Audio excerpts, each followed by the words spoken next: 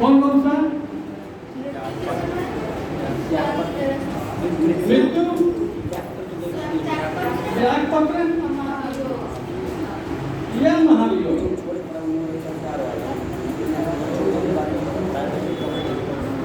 सिर्फ 3 कारणों से राष्ट्रपति की पद खाली।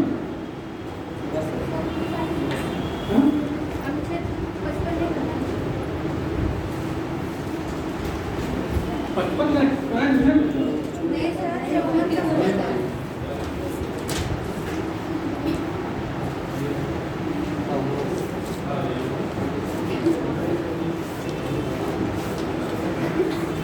तो निर्वाचन प्रणाली 55 में ही है। जो 55 है उसी में तो है। निर्वाचन नियम 54 है। उसके बाद ये उसके बाद जो प्रक्रिया अपनाई जाती है चुनाव की, नहीं समझे? तो कल बता रहे थे कि कितनी सीटें कैसे कैसे काउंट की जाएगी, वो 55 में ही है। वो 55 में है। एक होता है कि 54 में दिया गया कि चुनाव होना है, 55 में नहीं। चुनाव की प्रक्रिया क्या है? चुनाव की प्रक्रिया क्या है? जो कल बता रहे थे कि एक राष्ट्रपति का चुनाव मतलब एक विधायक का वोट कितना होता है, वैल्यू कितना होता है, एक सांसद का वैल्यू कितना होता है, उसके कार्य निकालते रहते हैं। 55 का ही है, समझे? कल बता रहे थे। तो 56 में है टर्म ऑफ ऑफिस में, या तो खुद मृत्यु हो जाए। अमूमन अभी तक 2 राष्ट्रपति ऐसे रहे हैं जिनका कार्यकाल में मृत्यु हुआ है। एक जाकिर हुसैन थे और दूसरे कौन थे? दोनों मुस्लिम ही हैं, क्या रखिएगा। एक जाकिर हुसैन थे, एक क्या नाम उनका,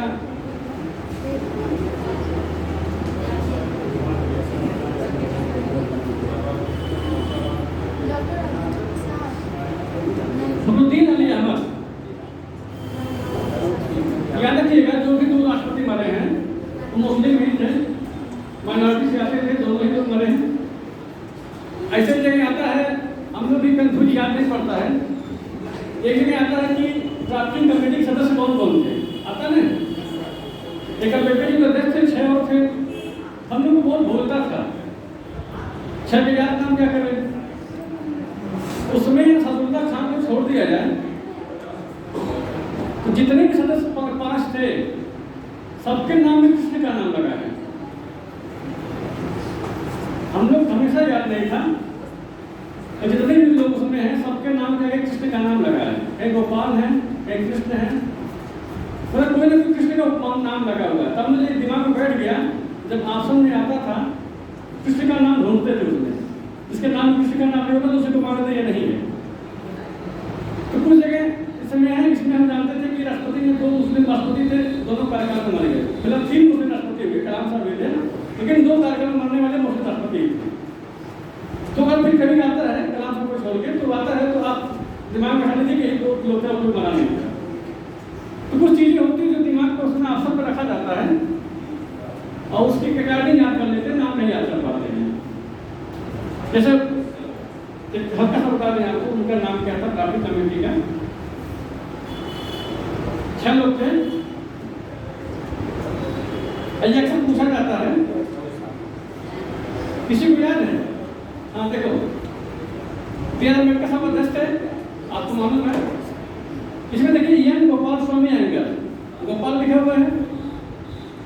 एन मुंशी, कृष्णकांत मुंशी पूरा नाम इनका है। अल्लादी कृष्णा स्वामी अय्यर, इसमें भी कृष्ण का नाम है। मोहम्मद सादुल्ला, इनको छोड़ दिया जाए। उसके बाद बी.एन. माधव राव, माधव इसमें भी है, कृष्ण का प्रवासी है। उसके बाद टी कृष्णाचारी, तो कृष्ण का नाम पहले नहीं है। हम लोग याद नहीं कर पाते थे। हम लोग को एक टीचर बताए थे कि दिमाग में बैठा दो, जब आप समय खोज लेना, निकाल लेना, आराम से निकल जाएगा। अक्षरों का नाम कौन है, कमेटी से पूछा जाता था। ऐसे हम लोग राष्ट्रपति में भी याद किए थे कि जो 2 माइनॉरिटी से हैं मुस्लिम है, वही कार्यकाल में मृत्यु हुई थी उनकी, इसके सिवा किसी की मृत्यु नहीं हुई थी। और अभी तक किसी राष्ट्रपति ने त्यागपत्र नहीं दिया है। किसी राष्ट्रपति ने त्यागपत्र नहीं दिया है और किसी भी राष्ट्रपति के खिलाफ महाभियोग की प्रक्रिया अभी हमारे देश में नहीं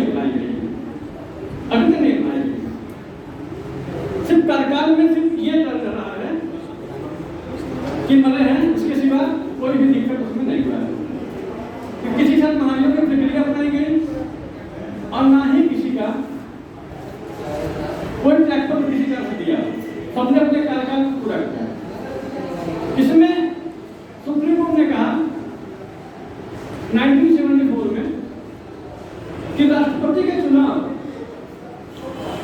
5 साल के अंदर ही कर लेना चाहिए। मतलब सेकंड राष्ट्रपति जो चुन रहे हैं आप, इसे मान लीजिए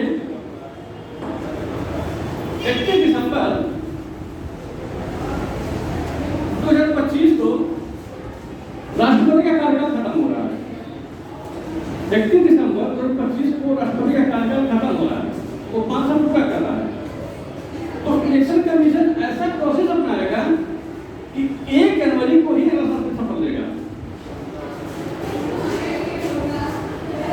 मतलब पद खाली नहीं होगा, पहले ही प्रक्रिया शुरू कर देगा वो कि हमें ऐसे सिस्टम पे काम करना है कि 1 जनवरी को ही हम अगर राष्ट्रपति को शपथ दिला दें। सुप्रीम कोर्ट ने अपने प्रेसिडेंशियल डिफरेंस में बोला था कि ऐसा होना चाहिए क्योंकि उसका पद खाली नहीं होना चाहिए। अगर कार्यकाल को पूरा कर रहा है तो आप किस हिसाब से चुनाव कराइए अपना। तो ये चीजें होती है कि राष्ट्रपति का पद किसी भी कारण से पूरे इंडिया में खाली नहीं हो सकता। एक पद और है जो कभी खाली नहीं रह सकता। कौन सा पद है? एक पद और इंडिया में पद कभी खाली नहीं होता, पीएम का कभी खाली नहीं रहेगा। पीएम के कार्यकाल में दूसरे को प्राध्यापक बना दिया जाएगा, विपक्ष को बना दिया जाएगा। ठीक है भैया, जब तक चुनाव नहीं हो जाता तब तक आप अपना कार्यकाल देखते रहिए। लेकिन कोई फैसला लेने से पहले हमसे राय लेते रहिए, कोई फैसला लेने से पहले हमसे राय लेते रहिए। नेहरू जी की कार्यकाल में मृत्यु हुई, इंदिरा जी की कार्यकाल में हुई, दोनों के कार्यकाल में मृत्यु हुई। राजीव गांधी के कार्यकाल में मृत्यु नहीं हुई। राजीव गांधी समय चुनाव चल रहा था, कार्यकाल तो पूरा हो चुका। हाँ, लालू शास्त्री कभी मरे थे, कार्यकाल में मरे थे। 3 लोग मरे थे कार्यकाल में, और तीनों समय स्थितियां हुई कि पीएम कौन बने। ऐसी अवस्था में किसी थर्ड पर्सन को पीएम बना दिया गया। पीएम का भी पद ऐसा पद है कि आप उसको खाली नहीं कर सकते, किसी ने किसी को बैठाना है। बस इतना होता है कि कोई फैसला लेने से पहले उन्हें राष्ट्रपति की अनुमति लेनी पड़ती है। अनुमति लेनी पड़ती है। क्या फैसला ले सकते हैं? उन्हें अनुमति लेनी पड़ती है। तो इस तरह से चुनाव कराए जाते हैं। 5 साल कार्यकाल पूरा हो गया। कार्यकाल माना जाता है शपथ से। किसी भी लोअर पिछले 2013 में आया था, किसी भी जनप्रतिनिधि का कार्यकाल में शपथ ग्रहण से ही माना जाता है। किसी भी जनप्रतिनिधि का गवर्नमेंट जॉब में भी आप नौकरी पा जाते हैं, लेकिन जिस दिन आप साइन करते हैं उस दिन से आपकी काउंटिंग होती है। काउंटिंग आपको उस दिन से होती है। अब उस दिन से गिना जाएगा कि अब इसके बाद 7 साल हुकूमत के कितने दिन बचे हैं आपके। मान लीजिए आज आपको क्लियर हो गया कि नौकरी लग गई, 5 साल तक गवर्नमेंट ने आपको बुलाया ही नहीं। बहुत तो नौकरी पड़े हुए गाँव में, बुलाई नहीं गवर्नमेंट, ज्वाइनिंग नहीं हो पा रहा। जिस दिन आप ज्वाइन कर लेंगे उस दिन से आपका टाइम मतलब 7 साल गिना जाएगा, उस दिन से गिना जाएगा। और उसी दिन से आपका प्रमोशन गिना जाएगा, प्रमोशन आपको गिना जाएगा। तो जिस दिन राष्ट्रपति या कोई भी जनप्रतिनिधि, मान राष्ट्रपति की नहीं बात, कोई भी जनप्रतिनिधि शपथ लेता है उस दिन से 5 साल का कार्यकाल शुरू होगा। 5 साल कार्यकाल शुरू होगा। तो राष्ट्रपति सुप्रीम कोर्ट ने कहा कि ऐसा है, जिस दिन से शपथ लेते हैं जिससे 5 साल पूरा होता है, आप उसके पहले ही इलेक्शन कमीशन ऐसा रूल्स बनाए, उनका चुनाव प्रक्रिया क्लियर कर देते हैं। हाँ, अगर मृत्यु में मर जाते हैं, ट्रैक्टर दे देते हैं, महादेव की नदी अपनाई जा सकती है। तो ऐसी अवस्था में राष्ट्रपति की जगह उपराष्ट्रपति कार्य करेगा। तो अगर उपराष्ट्रपति नहीं है तो मुख्य न्यायाधीश काम करेगा, सीबीआई काम करेगा। अगर सीबीआई भी नहीं है तो सेकंड सीनियर जज जो होता है वो बैठेगा। मतलब कोई ना कोई तो बैठेगा, वो बैठेगा। और अगर कोई नया राष्ट्रपति आता है 20 टर्म में मरने के बाद, तो उसका कार्यकाल 5 साल ही होगा। अगर सांसद मर जाते हैं, विधायक मर जाते हैं, या जिला पंचायत जो भी प्रतिनिधि होते हैं अगर मर जाते हैं, उनका जब चुनाव बीच में होता है उनका कार्यकाल वही होता है जो कार्यकाल बचा होता है, जो कार्यकाल बचा होता है। लेकिन राष्ट्रपति उपराष्ट्रपति में अलग रूल्स लागू होता है कि उनका कार्यकाल अगर बीच कोई बन गया फिर नया कोई बनेगा तो 5 साल के लिए बनेगा, वो 5 साल के लिए बनेगा और उस कार्यकाल को पूरा नहीं करेगा। जैसे मान लीजिए लोकसभा चुनाव 24 में हुआ है, 24 में हुआ है, कोई सांसद बन जाता है तो नया चुनाव होगा, नया सांसद आएगा। जब नया सांसद आएगा तो सिर्फ 29 तक रहेगा, वो सिर्फ 29 तक वो रहेगा। तो 29 में मत उतने समय तक 4 साल रहेगा, 4 साल में रहेगा। लेकिन राष्ट्रपति में क्या है, राष्ट्रपति में क्या है कि अगर नया राष्ट्रपति बीच में चुनाव करके आता है तो अपने कार्यकाल को पूरा करेगा, 5 साल अपने कार्यकाल को पूरा करेगा। उसकी एक खासियत होती है, वो बीच में आधा मिड टर्म उसको नहीं अपनाया जाता है। मिड टर्म अपनाया जाता है सिर्फ रिप्रेजेंटेटिव के लिए, खास करके हमारे सांसद हैं, विधायक हैं, प्रधान हैं, जिला पंचायत है, इनके लिए मिड टर्म अपनाया जाता है। मर जाते हैं या पद छोड़ देते हैं, जिस कारण कोर्ट में चले गए, मामला बर्खास्त कर दिए गए, तो जो कार्यकाल बचा उसके लिए नया चुनाव हम अपना कार्यकाल पूरा करेंगे। लेकिन राष्ट्रपति में चीजें नहीं होती, राष्ट्रपति में चीजें नहीं होती, समझ गए। और सिर्फ 3 चीजों से ये इस्तीफा देते हैं, मृत्यु में, त्यागपत्र में या महाभियोग, इसके सिवा किसी चीज से नहीं देते। और महाभियोग की प्रक्रिया भी तब लगाई जाती है, कब लगाई जाती है, बीच में संविधान के अतिक्रमण पर, वायलेशन उसको बोलते हैं, वायलेशन उसको बोलते हैं। सिर्फ संविधान का अतिक्रमण, मतलब संविधान में जो चीजें लिखी गई हैं उसका उल्लंघन करें, उसी अवस्था में महाभियोग लगेगा। उसके पर्सनल लाइफ में महाभियोग नहीं लगता। इंडिया में राष्ट्रपति के पर्सनल लाइफ को लेकर महाभियोग में प्रक्रिया नहीं लगती। अमेरिका के राष्ट्रपति में पर्सनल लाइफ को लेकर भी महाभियोग की प्रक्रिया अपनाई जाती है। बिल क्लिंटन ने महाभियोग की प्रक्रिया को झेला था अपनी एक्स गर्लफ्रेंड के कारण। अमेरिका राष्ट्रपति चुनाव हुआ था, अमेरिका के राष्ट्रपति को पर्सनल लाइफ के भी मामले में भी उनको क्या नाम है कि महाभियोग की प्रक्रिया झेलना पड़ता है। इंडिया में पर्सनल लाइफ को लेकर के उनके महाभियोग की प्रक्रिया नहीं लगाया जाता है। सिर्फ संविधान का अतिक्रमण आप करेंगे तब आपको महाभियोग की प्रक्रिया को जाना पड़ेगा, सिर्फ संविधान का उल्लंघन करेंगे। क्योंकि राष्ट्रपति संविधान की शपथ लेता है और संविधान को कहता है कि संविधान के सभी अनुच्छेदों को मैं सम्मान करूंगा, अब उसको अनुच्छेद बनाने की व्यवस्था करूंगा, किसी भी उल्लंघन न हो पाए।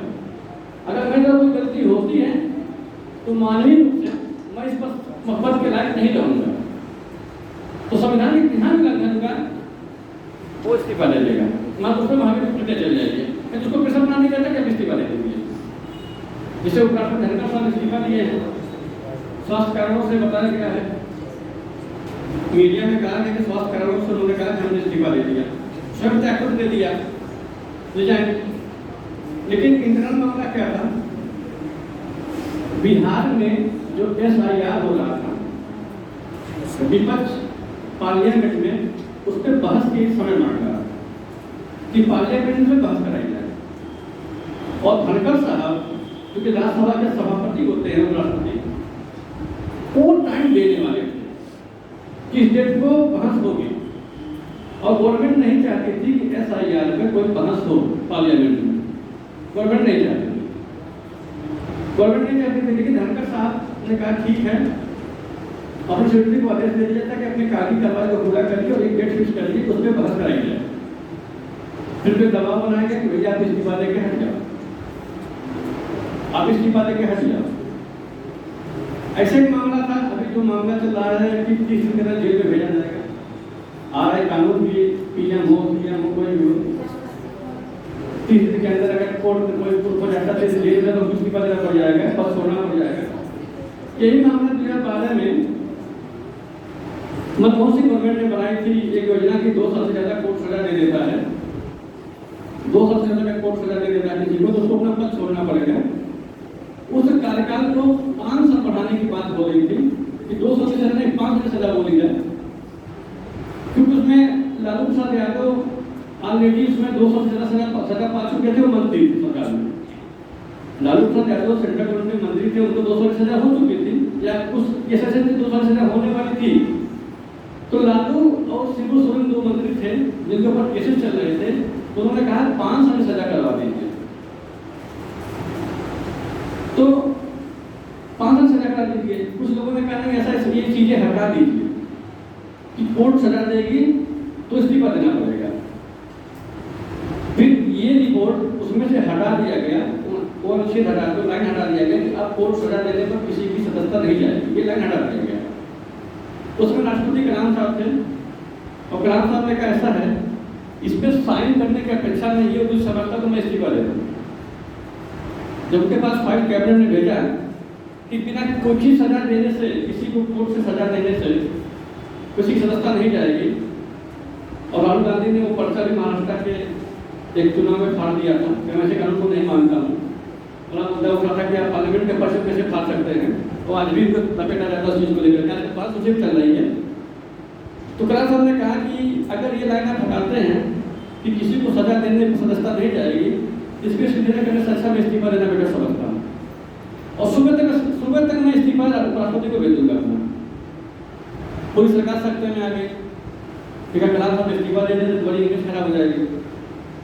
अंत में मनमोहन सिंह गवर्नमेंट ने उस लाइन को फिर जोड़ा और कहा कि 2 साल से ज़्यादा सजा किसी भी कोर्ट ने, कोई भी कोर्ट, चाहे डिस्ट्रिक्ट कोर्ट हो, चाहे जूनियर कोर्ट हो, चाहे सुप्रीम कोर्ट, चाहे हाई कोर्ट हो, कोई भी कोर्ट अगर 2 साल से सजा दे देती है तो उसकी सदस्यता खत्म हो जाएगी, सदस्यता खत्म हो जाएगी।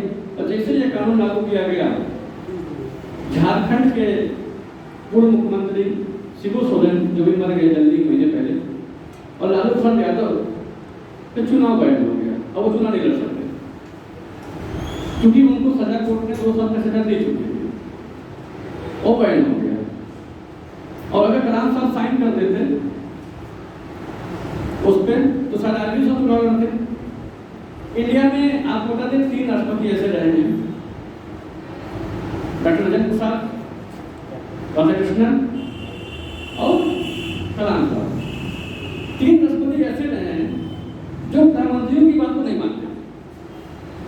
उनको जो लगता था अच्छा संविधान के गाड़ी उसी की बात में।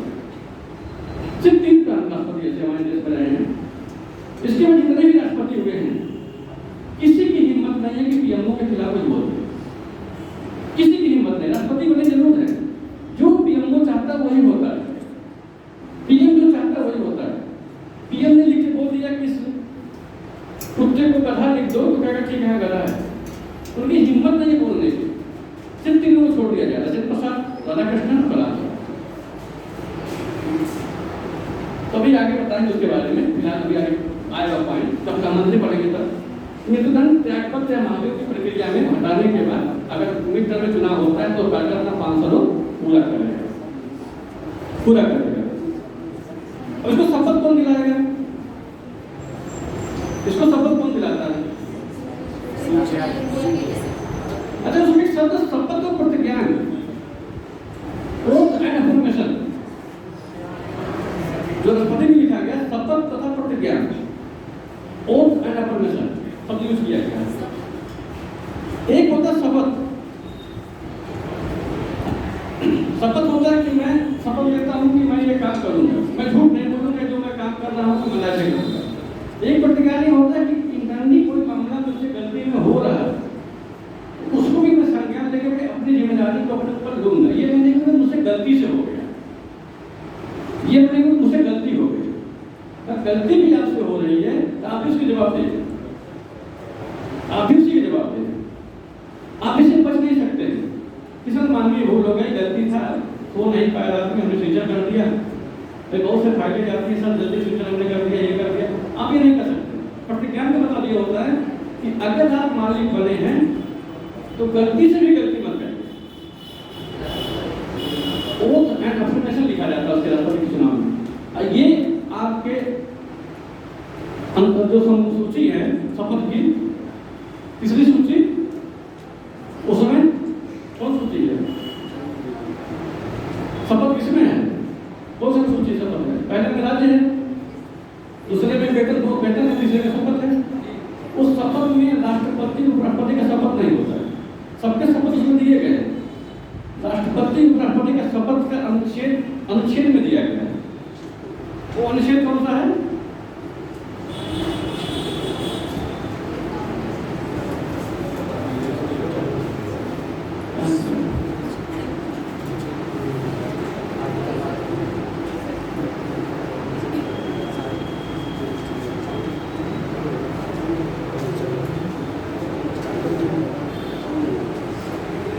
अनुच्छेद 7 में 60 में कहा गया है, ये अनुसूची में नहीं है, सारे या आप प्रधानमंत्री का या लोकसभा अध्यक्ष का या राज्यसभा सभापति उप सभापति का, राज्यपाल का शपथ तीसरी अनुसूची में है, लेकिन राष्ट्रपति का शपथ हमारे अनुच्छेद 60 में दिया गया, राष्ट्रपति का दिया गया है, 60 में दिया गया, उसमें नहीं दिया गया। तो उसमें शपथ लेते हैं, शपथ प्रतिज्ञान लेते हैं। प्रतिज्ञान मतलब कि गलती से बैकबोर्ड में भी कोई चीज हमारे पास आती है जिसकी जवाबदेही हमारी ही बनेगी। ये होता है। शपथ दिलाता कौन है? चीफ जस्टिस ऑफ इंडिया दिलाते हैं या उनके उपस्थिति में कोई सीनियर जज, उनके बाद सेकंड सीनियर जज, ये दिलाते हैं। ये चीजें नॉर्मल चीजें हैं। तीसरी चीज ये है कि जब चुनाव संबंधी कोई विवाद होता है, राष्ट्रपति के चुनाव संबंधी कोई विवाद होता है, राष्ट्रपति के चुनाव संबंधी कोई विवाद होता है, तो उसकी सुनवाई कहाँ होगी? देखिए, ये पहले जो सुनवाई राष्ट्रपति उपराष्ट्रपति चुनाव की जो सुनवाई थी, पहले निर्वाचक मंडल करता था। कुछ लोगों की कमेटी बनाई जाती थी, उसमें इलेक्शन कमीशन रहते थे, चीफ जस्टिस रहते थे, उसके साथ साथ कुछ विधिज्ञता रहते थे जो मतलब वकील जाने वाले वकील होते तो सदस्य बनते थे, उसकी सब सुनवाई करते थे, जुडिशियल कमेटी बनती थी। बाद में सुप्रीम कोर्ट में अपील होगा, 74 में अपील होगा तो किस तरह ये ठीक है कि राष्ट्रपति उपराष्ट्रपति चुनाव के मामले में सुनवाई को जुडिशियल कमेटी करेगी। तो सुप्रीम कोर्ट ने कहा ठीक है, हम विचार करेंगे। तो सुप्रीम कोर्ट ने कहा कि अपने मामले को पार्लियामेंट में भेज दिया। पार्लियामेंट से कहा ऐसा है, आप इसमें जो कानून बनाएंगे तो मान्य होगा। राष्ट्रपति उपराष्ट्रपति संबंधी किसी भी चुनाव संबंधित मुद्दे को अगर सुप्रीम कोर्ट में सुनवाई हो रही है तो पार्लियामेंट ने कानून बना के दिया कि ठीक है, जुडिशियल कमेटी से सुनवाई इनकी नहीं होगी, इनकी सुनवाई सुप्रीम कोर्ट में होगी। लेकिन सुप्रीम कोर्ट में शर्त होगी, सुप्रीम कोर्ट में कम से कम 5 जज रहेंगे। ये याद रखिएगा, ये कई बार केसेस में आया है। न्यूनतम जजों की संख्या 5 होनी चाहिए किसी भी सुप्रीम कोर्ट में अगर राष्ट्रपति संबंधी सुनवाई हो रही है। और उसमें चीफ जस्टिस ऑफ इंडिया बैठेंगे, उसके बाद 4 सीनियर जज बैठेंगे, कम से कम 5 लोग रहेंगे, तभी वो सुनवाई होगी। कोई एक सुन नहीं सकता। पार्लियामेंट ने कहा ठीक है, आप ही सुनवाई करिए, सुप्रीम कोर्ट से कहा आप ही सुनवाई करिए, लेकिन सुनवाई करने के लिए कम से कम 5 जज। ये 2 पीसेस है, 2 पीसेस में आया था, शायद 15 में आया था। न्यूनतम 5 जज होने चाहिए राष्ट्रपति उपराष्ट्रपति के चुनाव संबंधी मामले की सुनवाई करने के लिए। उसमें भी चीफ जस्टिस ऑफ इंडिया खुद बैठेंगे और 4 सीनियर जज बैठेंगे। फैसला बहुमत से लिया जाएगा तब सुनवाई मान्य होगी। आप ये नहीं कह सकते कि सिर्फ सुनवाई सुप्रीम कोर्ट करेगा। ये तो वनडे का क्वेश्चन है। वनडे का क्वेश्चन है कि राष्ट्रपति उपराष्ट्रपति के विवाद सुनवाई कौन करेगा? सुप्रीम कोर्ट करेगा। तीसरा क्वेश्चन है कितने जज करेंगे? सीनियर 5 जज, चीफ जस्टिस प्लस 4 अन्य सीनियर जज।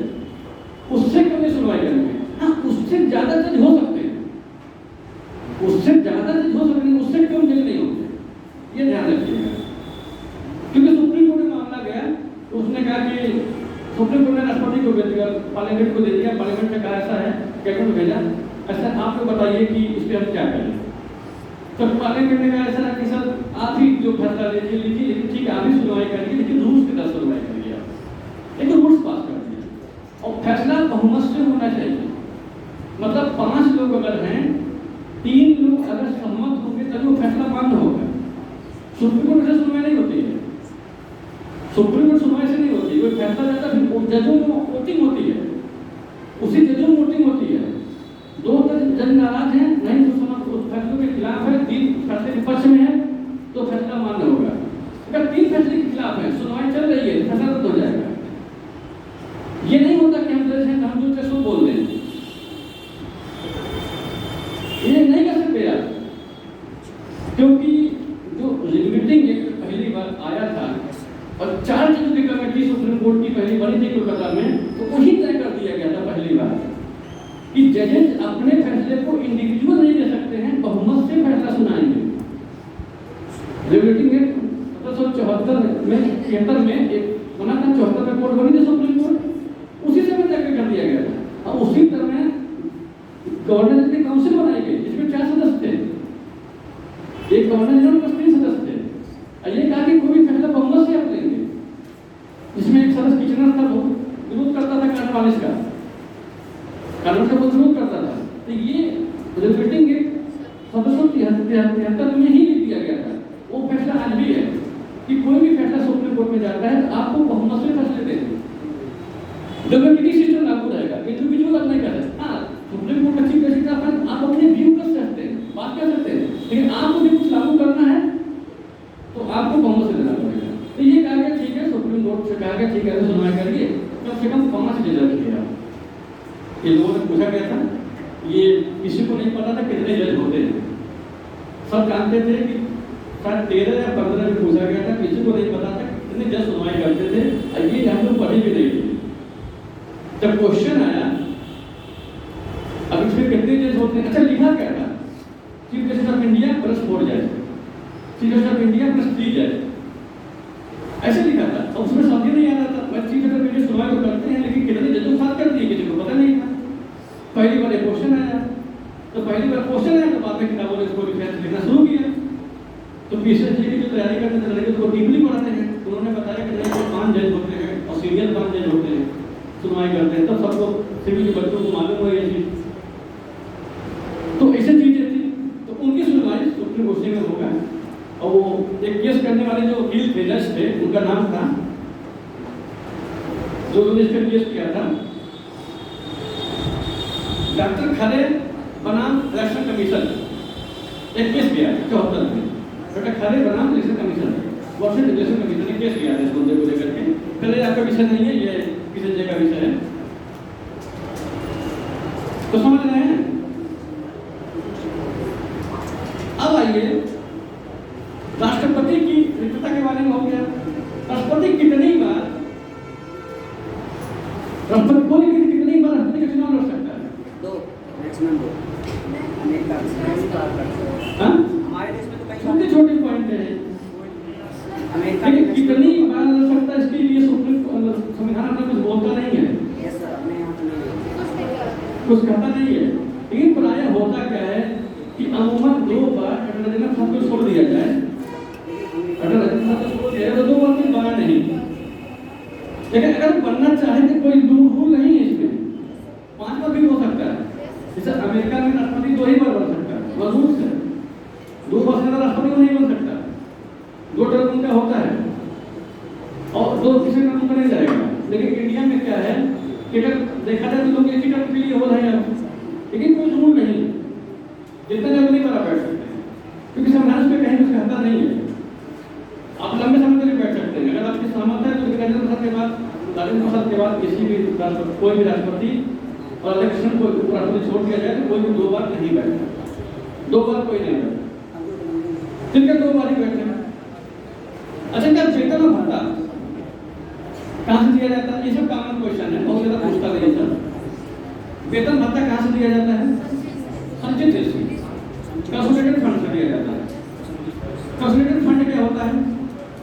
जो कर और क्या राजस्व के द्वारा वसूली किया जाता है, जो गवर्नमेंट का फंड होता है, जिसमें सारे टैक्सेस जमा होते हैं, सारे राजस्व जमा होते हैं, उसी से फंड दिया जाता है। और ये कहा जाता है कि उसके कार्यकाल की अवधि में किसी प्रकार कमी नहीं की जाएगी। राष्ट्रपति के वेतन और भत्ते में कार्यकाल में किसी प्रकार की कमी नहीं की जाएगी। इसका मतलब क्या है?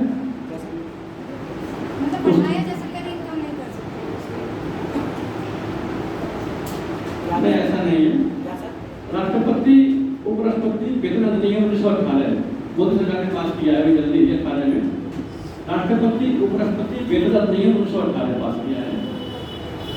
उसमें ये कहा गया है, देखिए कहने का मतलब ये है कि अगर मान के इनको राष्ट्रपति बना दिया गया और कहा गया भैया 5,000 वेतन तुम्हारा रहेगा, 5 वेतन रहेगा, आपका बंगला रहेगा, आपकी गाड़ी रहेगी, आपके जहाज रहेगा, नौकर रहेंगे, सब कुछ तय कर दिया गया।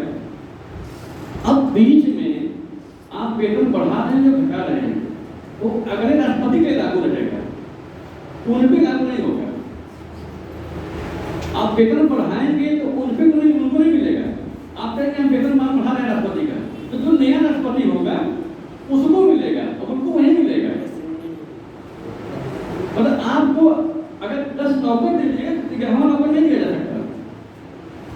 लेकिन 11वां नौकर मिलेगा कब? जब नया राष्ट्रपति आएगा, जब नया टर्म में आ पाएंगे। इसीलिए कहते हैं उसके कार्यकाल में किसी तरह की कमी नहीं की जाएगी। मतलब जो चीजें दे दी गई हैं आप 9 भी नहीं कर सकते हैं, 11 भी नहीं कर सकते हैं। अगर 9 करना है, 11 करना है, तो फिर आप अगला टर्म देखेंगे। ये राष्ट्रपति उपराष्ट्रपति वेतन अधिनियम 1918 मोदी सरकार ने पास किया, जिसमें राष्ट्रपति का वेतन 5 लाख कर दिया है। मालूम है 5 लाख? और राष्ट्रपति को किसी प्रकार का टैक्स नहीं लगता। राष्ट्रपति को किसी प्रकार टैक्स नहीं लगता, जानते नहीं जानते? एकमात्र राष्ट्रपति होता है जिसपे कोई टैक्स नहीं देता है। इंडिया सबको टैक्स देना पड़ता है। हर जात पे टैक्स है, हर वेतन पे टैक्स है, लेकिन राष्ट्रपति को टैक्स नहीं मिला, वो टैक्स फ्री है। उसका 5 के 5 लाख रुपया मिलता है। राम गोविंद कोविंद जब राष्ट्रपति बने थे और आईटी कानपुर में आए थे तो उन्होंने यही कह दिया था कि हम 5 लाख रुपये पाते हैं कि जब टैक्स भरते थे पैसा हमारा कम हो जाता है। इंडिया में बड़ा मजाक उड़ाया गया, इनको इतना नहीं पता कि राष्ट्रपति को टैक्स नहीं लगता। एक वहां से राष्ट्रपति बन गए, इनको पता नहीं कि हम राष्ट्रपति हमारे को टैक्स नहीं लगता। उनका पता कि ऐसे लोग राष्ट्रपति बन जा रहे हैं देश के, उनको पता नहीं पता कि वेतन मिलता कितना। तो राष्ट्रपति पर किसी प्रकार का टैक्स नहीं लगता। राष्ट्रपति वेतन रूल्स के तहत और उपराष्ट्रपति वेतन रूल्स के तहत उनके कार्यकाल में जो चीजें तय कर दी गई कि भैया आपको ये मिलेगा, फिर दूसरा रूल बनाना होगा तो आपको अलग राष्ट्रपति पद के लिए बनाना होगा, उसके कार्यकाल में प्रयोग कर देना। और राष्ट्रपति वित्तीय आपात 260 के तहत राष्ट्रपति का वेतन नहीं रुका जाए। पूरे इंडिया में सबका वेतन बंद हो जाता है। अगर वित्तीय आपातकाल लगता है अगर इंडिया भागा नहीं है तो राष्ट्रपति का वेतन नहीं रुकेगा वित्तीय आपातकाल में, सिर्फ वही बचता है, उसकी फैसिलिटी में कोई कमी नहीं होगी। इसके सिवा सारे वेतन लोग दिए जाएंगे इंडिया में, जितने भी पद हैं, चाहे वो प्राइवेट सेक्टर में हो चाहे गवर्नमेंट सेक्टर में हो, चाहे हमारा इंडिविजुअल मकान ही क्यों ना हो। हमारी जमीन है तो हमारी जमीन को भी ले लेंगे वो, लेकिन चाहे किसी पद पर न रहे, सामान्य व्यक्ति सिटीजन है 260 देता है। लेकिन राष्ट्रपति के किसी भी कार्यकाल में, किसी भी वेतन में, किसी फैसिलिटी में कोई कभी वित्तीय आपातकाल लागू नहीं होता। एकमात्र राष्ट्रपति बचता है और सबके वेतन कम बेसी किए जा सकते, खत्म किए जा सकते हैं। या तो वेतन खत्म करनी जाएंगे या तो वेतन कम किए जा सकते हैं, लेकिन राष्ट्रपति को छूएंगे नहीं जाते। इंडिया का चीफ है, इंडिया का जो कैपिटल है उसको पावर दिया गया कि भैया ठीक है, क्योंकि लागू वही करता है तो उसको छोड़ दिया गया है, तो उसके वेतन भत्ता नहीं होता है। अच्छा, वेतन और भत्ता अलग अलग होता है। वेतन क्या होता है? मिला जाता है कार्यकाल के दौरान। वेतन कैश में दिया जाता है। भत्ता मतलब क्या होता है? जो आपको आवास दिया गया, कपड़ा दिया गया, नौकर चाकर दिए गए, जो फैसिलिटी दिया रही है भत्ता हो गया। अब वेतन तो कैश किया जाता है। आपसे ध्यान रखना, मुगल काल में चलता था एक मसौदारी व्यवस्था, पद और जात। पद और जात, पद क्या होता था? जिस पद पर बैठे, जात का मतलब क्या होता था? उतने घोड़े आपको दिए जाएंगे। वो व्यवस्था आज भी हमारे देश के पुलिस व्यवस्था में और प्रशासन में लागू है। जैसे आप थानाध्यक्ष हो गए, आपका पद है, तो आपकी जात क्या है? थानाध्यक्ष, वो जात ऑफिशियल जात। उसके कारण क्या है? आपको जीप मिलेगी, अदरोगा की जीप नहीं मिलेगी, आपको मिलेगी। आप अकेले नहीं चलेंगे, जैसे अकेले चलेगा नहीं, 4-5 पुलिस वाले चलेंगे। उससे सीरियल होगा तो उसको 2 गाड़ियाँ मिलेंगी, पुलिस की संख्या ज़्यादा हो जाएगी, वेतन भी एक्स्ट्रा मिलेगा। तो पद का मतलब होता है वेतन, जात का मतलब होता है पीछे की जो फोर्स। डीएम बनेंगे, वेतन भी बढ़ेगा, फोर्स भी बढ़ेगा। ये व्यवस्था मुगल काल में लागू किया गया था, तो आज भी हमारे देश में चल रहा है। जितना बड़ा पद उतनी बड़ी जात, और जितने बड़े पद पे आप रहेंगे उतना ज़्यादा फोर्स आप पीछे रहेंगे। आप मुख्यमंत्री बनेंगे तो आपके ज़्यादा फोर्स रहेंगे, आप प्रधानमंत्री बनेंगे आपके पीछे आपका वेतन भी ज़्यादा रहेगा, आपके पीछे फोर्स भी ज़्यादा रहेगी। तो पद जैसे जैसे बढ़ेगा ज़्यादा से ज़्यादा बढ़ता रहेगा। इसीलिए लोग कहते थे मुगल काल में कि हमारा पद बढ़ाइए, हमारा मनसब बढ़ाइए। अगर मनसब बढ़ेगा तो फोर्स भी हमारी बढ़ेगी, फोर्स भी हमारी बढ़ेगी। और बाद में क्या हुआ? वही मनसब का विद्रोह करना शुरू कर दिए, फोर्स उनके पास है। पता क्या चला कि राजाओं के मुगल सम्राटों से ज़्यादा पोस्ट तो उनके सामंतों के पास हो गए, प्रधानों के पास हो गए, तो विद्रोह शुरू हो गया। इस तरह इंडिया में भी है कि पद तो सिर्फ राष्ट्रपति को भत्ता जो दिया जाता है वो अलग है, किसी का भत्ता लग दिया जाता है और वेतन लग दिया जाता है। ये छोटी छोटी चीजें हैं जो सामान्य किताबों में पाया जाता है, इसको भी लिखाना पड़ेगा। लिखा दें सामान्य किताबों में, चलिए लिख लीजिए सर। राष्ट्रपति की पदावधि शर्मा वापस ले लीजिए। ये छोटे छोटे सबको पता है सब चीजें, और चूंकि हर किताबों में लिखा है, इसमें लिखिएगा राष्ट्रपति की पदावधि के बाद लिखिएगा पोस्टर लिख दीजिएगा आर्टिकल अनुच्छेद 56 पोस्टर में 56 लिख दीजिएगा। लिखिएगा राष्ट्रपति अपने पद ग्रहण करने के दिनांक तारीख से, पद ग्रहण करने के तारीख से 5 साल तक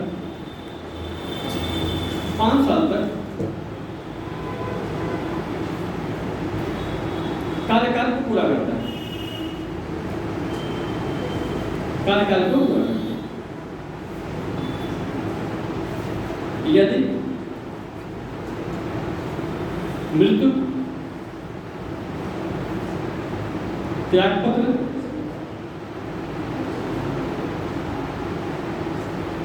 या महाभियोग की प्रक्रिया द्वारा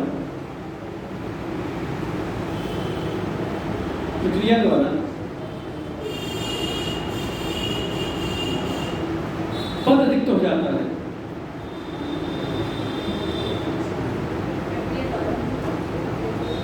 प्रक्रिया द्वारा पद रिक्त हो जाता है, तो ऐसी अवस्था में उपराष्ट्रपति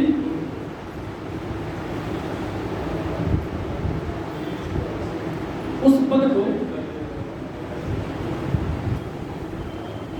ग्रहण करेगा,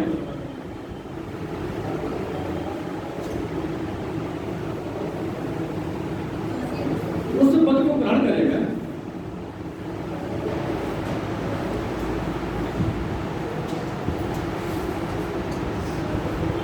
उस समय तक वह राष्ट्रपति की सभी शक्तियों का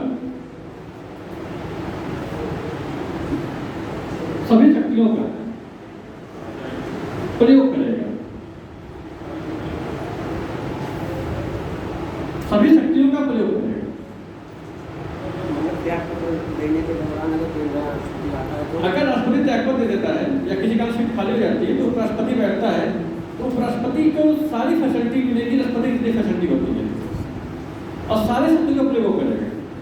और जितने दिन वो बैठेगा उतने दिन उसको वेतन नहीं मिलेगा, उसको उतने दिन का वेतन नहीं मिलेगा। ऐसा नहीं कि मतलब आपको वेतन नहीं दिया जाएगा, चलिए दे दिया चलो बैठ जाएगा, वो डबल वेतन दोनों काम में। लेकिन ऐसी अवस्था में फिर उपराष्ट्रपति लोकसभा राज्यसभा के सभापति नहीं बन सकता है, फिर राज्यसभा नहीं जाएगा, तो फिर राज्यसभा नहीं जाएगा, वो सिर्फ वहीं बैठेगा, राज्यसभा सीट खाली रहेगी। आज खाली है, उपसभापति बैठे देख रहे हैं समय, तो सारी शक्ति का प्रयोग करेगा, वेतन भी उसको पूरा मिलेगा, जितने दिन बैठेगा उतने का वेतन नहीं पाएगा, उनको सारे खर्च ले जाएगा। ठीक है, क्या करेगा? अगर उपराष्ट्रपति ना हो तो, अगर उपराष्ट्रपति ना हो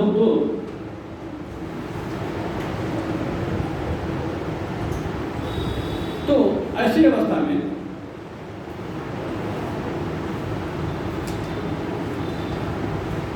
देश के मुख्य न्यायाधीश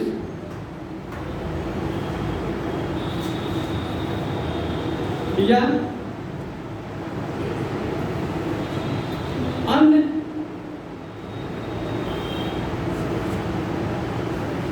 सीनियर जज,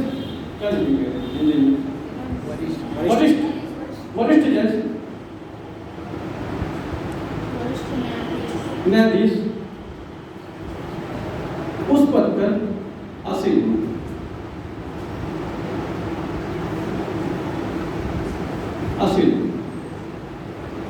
ठीक।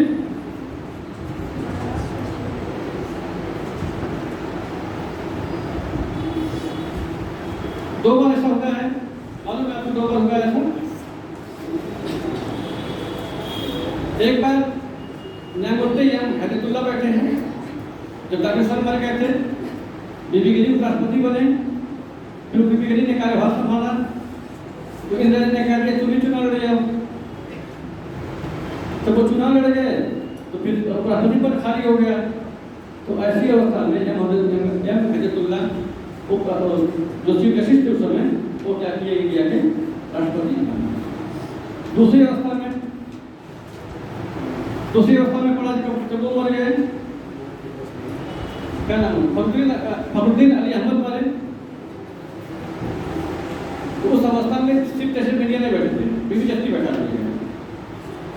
तो उसमें एकमात्र पहली बार एम हिदायतुल्लाह एकमात्र जज हैं, सीनियर जज हैं जो राष्ट्रपति के पद पर बैठे, एकमात्र व्यक्ति। उसके बाद उपराष्ट्रपति थे, उपराष्ट्रपति बैठ गए थे, फिर जो उपराष्ट्रपति के चुनाव नहीं लड़े थे, फिर दूसरा कोई चुनाव लड़ा था। एकमात्र पहला मौका एम हिदायतुल्लाह राष्ट्रपति पद पर बैठा है। याद रखिएगा पहले मात्र व्यक्ति हैं जो बैठे, इसके बाद नहीं बैठे। फिर उसके बाद ऐसा कुछ व्यवस्था में नहीं आया। फिर अगला पॉइंट लिखिएगा, उसमें हो गया बोलते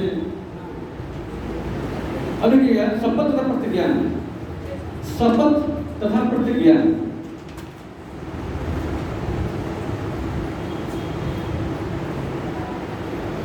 अनुच्छेद 60 आर्टिकल 60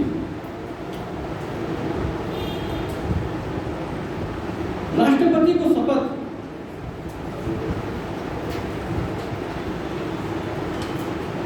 भारत के उच्चतम न्यायालय के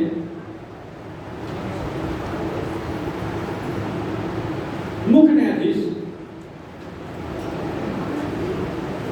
भारत के उच्चतम न्यायालय के मुख्य न्यायाधीश या उनके द्वारा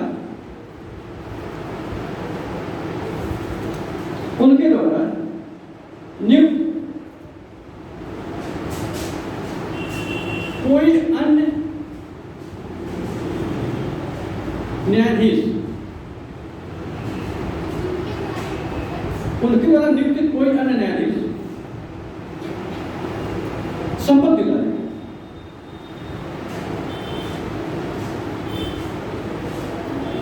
शपथ दिलाए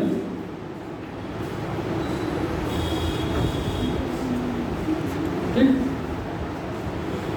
अब चौथा पॉइंट लिखिएगा, राष्ट्रपति के वेतन और भत्ते।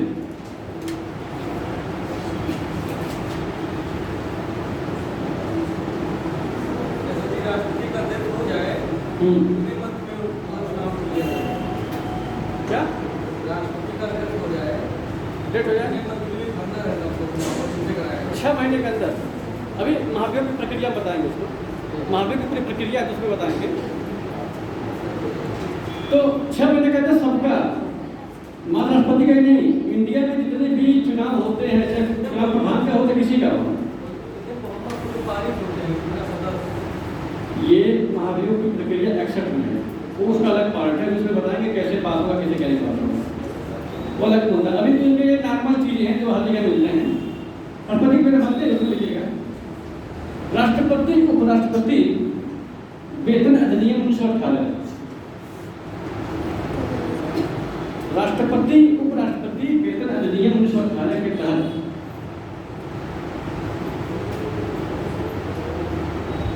राष्ट्रपति को 5 लाख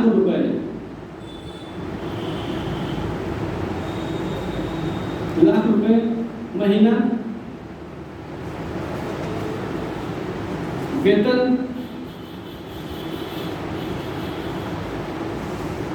केंद्र के संचित वित्त से दिया जाता है, केंद्र के संचित वित्त से दिया जाता है।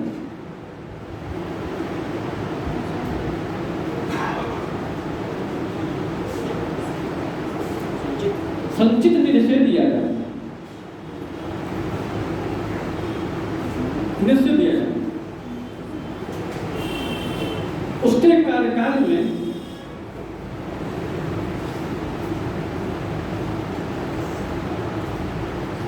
उसके वेतन तथा भत्तों में किसी भी प्रकार की किसी भी प्रकार की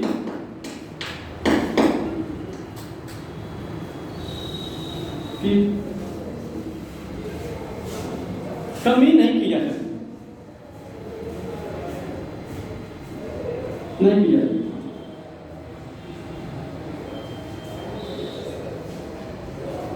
ठीक, ये इसलिए नाकाम हो गए, ये तो सबको पता चीजें हैं।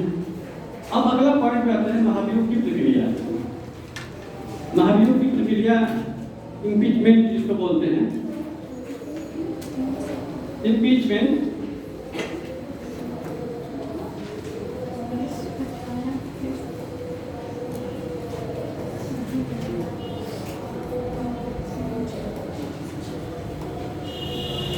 आर्टिकल 61 दिया गया, ये सबसे इंपॉर्टेंट टॉपिक है पीसेस का।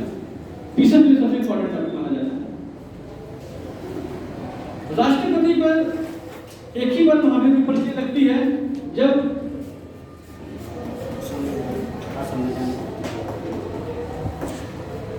संविधान का अतिक्रमण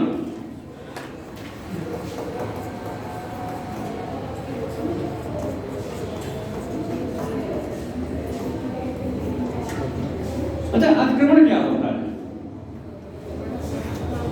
महानगरों में आता है ना अतिक्रमण होता है प्रस्ताव।